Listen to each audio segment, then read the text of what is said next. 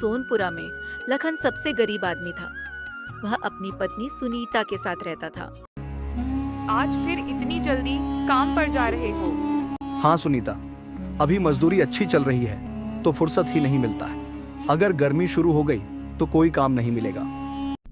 लखन मजदूरी पर चला जाता है। सुनीता भी अपने दिन भर के काम में जुट जाती है और पानी का मटका लेकर गांव के कुएं पर लेकर पहुंच जाती है। गांव में सिर्फ एक ही कुआं था जिसके आसपास बहुत सारी औरतें पानी भर रही थी। सुनीता भी वहीं पानी भरने के लिए अपना मटका रख देती है।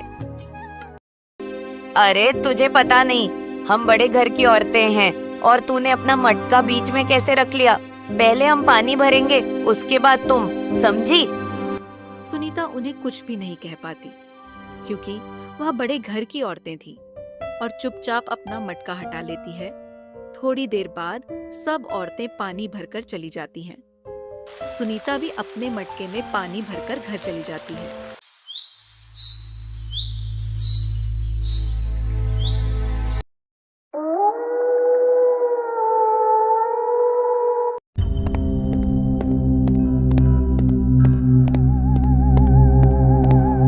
सुनीता, क्या हुआ?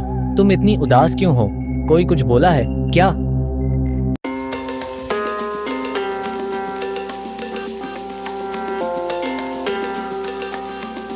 हम छोटे हैं, मजदूरी करते हैं, इसका मतलब यह तो नहीं कि हमारी कोई इज्जत ही नहीं। ये बड़े घर के लोग अपने आप को पता नहीं क्या समझते हैं। उन्हें मुझे पानी भरने से मना कर दिया। अरे गीता, तुम क्यों उनके मुंह लगती हो? तुम्हें तो सोनी भाभी की आदत पता ही है। तुम थोड़ी देर बाद पानी भर लिया करो। क्यों परेशान होती हो इतनी छोटी छोटी बातों के लिए? बताओ।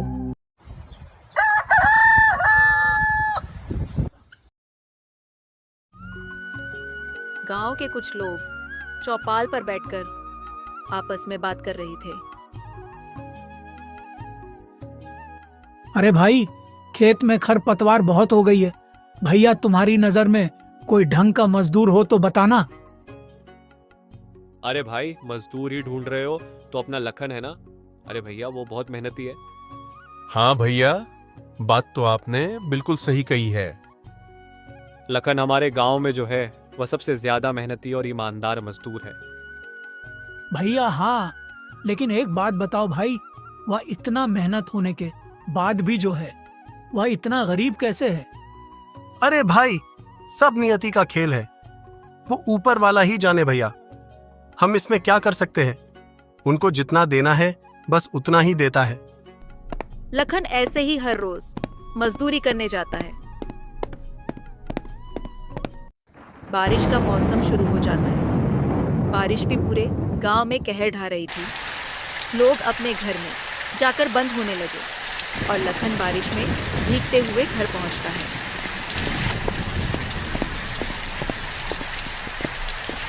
अरे, आज तो कितनी तेज बारिश हो रही है, जैसे आज के बाद कभी बारिश ही नहीं होगी।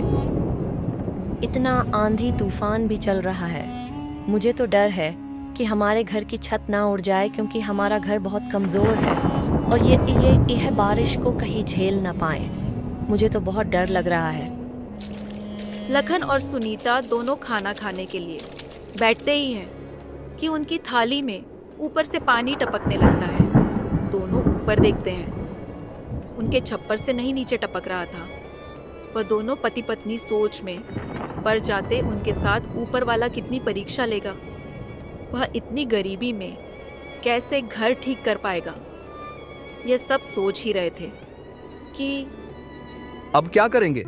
ऐसे तो घर का सारा सामान गीला हो जाएगा। हमें कुछ तो उपाय करना होगा, नहीं तो पूरा घर पानी से भर जाएगा। हाँ, सो तो है। एक काम क्यों नहीं करते? तुम जाकर अपने दोस्त गोविंद से मदद क्यों नहीं मांगते? वैसे भी उनका घर तो कितना बड़ा है। अगर हमारा थोड़ा सामान रख ले तो उनकी बड़ी मेहरबानी हो जाएगी। और वो तो तुम्हारा पुराना मित्र भी तो है, हमारी बात जरूर सुनेंगे। लेकिन वो निशा भाभी हमें बिल्कुल पसंद नहीं करती, क्योंकि हम गरीब हैं, इसीलिए वह आपने घर नहीं आने देगी। हाँ वो तो है, लेकिन शिवम भैया वो मन के बहुत साफ है। एक बार पूछने में हर्ज ही क्या है। सुनीता के कहने पर लखन शिवम के यहाँ जाता है। दूसरी तरफ निशा। आहा, कितना अच्छा मौसम है। आज का बारिश होने की वजह से गर्मी की राहत मिली है। कितनी ठंडी ठंडी हवा चल रही है। हाँ हाँ, भाग्यवान। सो तो है, आज तो गर्मागर्म पकौड़े खाने का मन कर रहा है। क्यों नहीं, मैं अभी नौकर जी से बोलकर पकौड़े बनवा लेती हूँ। और अंदर चली जाती है।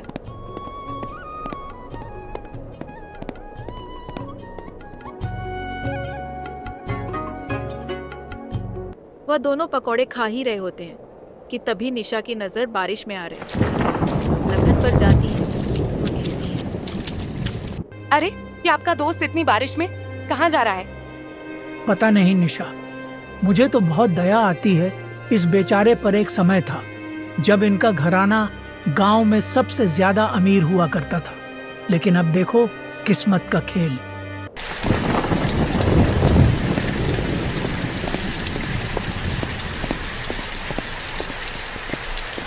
अरे अरे, ये तो हमारे ही घर आ रहा है।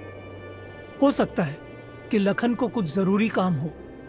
अरे, ऐसा क्या जरूरी काम आन पड़ा? वैसे भी इन भिखारियों को अपने घर में ना घुसने दूंगी मैं। ऐसा मत कहो निशा, मैं जाकर देखता हूँ।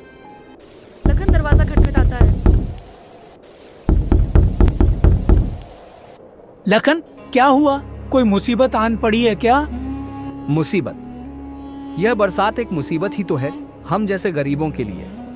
वैसे मैं तुमसे यह पूछने आया था कि क्या तुम हमारे घर का जरूरी सामान जो है वो कुछ समय के लिए रख लोगे? अगर सामान हमारे घर में रहा तो सारा सामान जो है गीला हो जाएगा। तभी पीछे से निशा आ जाती है। अरे वाह जी वाह, हमारे घर को धर्मशाला देख रखा है क्या? जो कोई भी आएगा और हम उसका सामान यहाँ रख लेंगे। निशा, कैसी बातें कर रही हो तुम लखन से? आप चुप रहो जी, मुझे पता है किसको कैसी बात करनी चाहिए। लखन उदास होकर वहां से चला जाता है।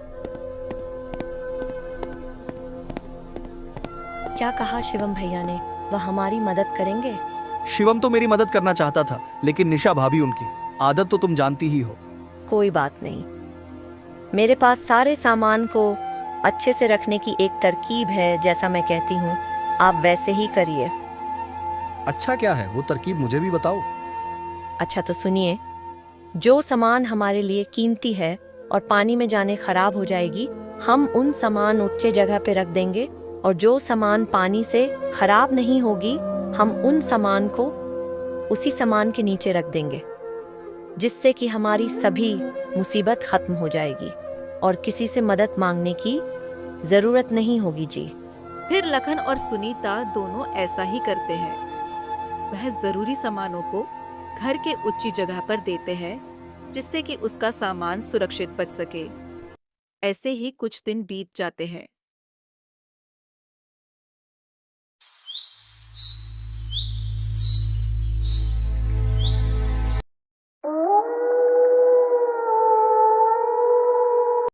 सुनीता, बहुत दिन हो गए, अब मुझे काम ढूंढने जाना ही पड़ेगा, नहीं तो घर का बाकी काम भी रुक जाएगा।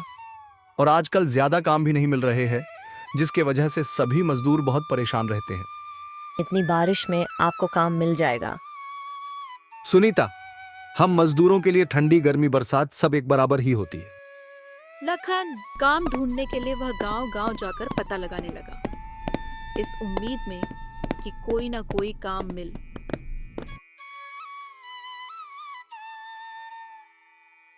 अरे भाई सुनिए, आपके यहाँ कोई काम है तो मुझे बोलिए, चाहे वो खेतों में मजदूरी ही क्यों ना हो, मैं कर दूंगा। अरे नहीं भाई, इतनी बारिश के दिन में कोई काम नहीं है। जब काम की ज़रूरत होगी तब तुम्हें बोल दूंगा। अभी तुम्हें देने के लिए कोई भी काम नहीं है। जाओ किसी और के पास काम देख लो।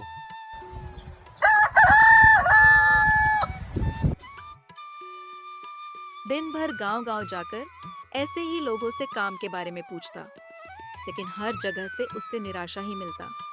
वह एक जगह देखता है, वहां मेला लग रहा था। वो वहां जाता है, वहां वह एक आदमी से पूछता है, सुनिए सेठ जी, क्या मुझे यह काम मिल जाएगा? मैं बहुत दिन से काम की तलाश में हूँ। लेकिन मुझे कोई भी काम नहीं दे रहा है। मैं बहुत गरीब हूँ और घर चलने के लिए मेरे पास पैसे नहीं है। सेठ जी, आपकी बहुत मेहरबानी हो जाएगी अगर आप काम दे दो तो। अरे, काम के लिए? मैं मजदूर ही तो ढूंढ रहा था। चलो अच्छा है, मजदूर मेरे पास ही आ गया। कोई बात नहीं, कल से तुम यहाँ चले आना। मैं तुम्हें दिन भर के 400 रुपए दूंगा। अगर तुम्हें रहने हैं तो ठीक है। लखन यह बात सुनकर खुश हो जाता है और वह अपने घर चला जाता है। तब उसकी पत्नी कहती है, सुनिए जी, आपको कोई काम मिला? हाँ, तुम्हें पता है आपने गांव में जल्दी मेला लगने वाला है। उसी मेले का सेठ मुझे अपने काम पे रख लिया है। अब से मैं मेले में ही काम करूंगा। बहुत अच्छा हुआ। मैंने भी पास के घरों में जाकर काम के बारे में पता किया और उन्होंने मुझे काम पर रख लिया है। अब हम दोनों मिलकर मेहनत मजदूरी करेंगे ताकि हम लोग इस गरीबी से बाहर निकल सके। वह दोनों खाना खाने बैठ जाते हैं। तभी लखन सोच में पड़ जाता है और वह कहता है, जब पिताजी थे तो हम लोग कितना शांति से रहा करते थे। अब देखो मेरे साथ साथ तुम्हें भी मजदूरी करना पड़ रहा है। मैं किसी काबिल नहीं बन सका। ऐसा मत कहिए। हम लोग बस इस गरीबी से बाहर निकलने के लिए ही तो मेहनत कर रहे हैं और एक पत्नी होने का धर्म है कि वह अपने पति का साथ दे।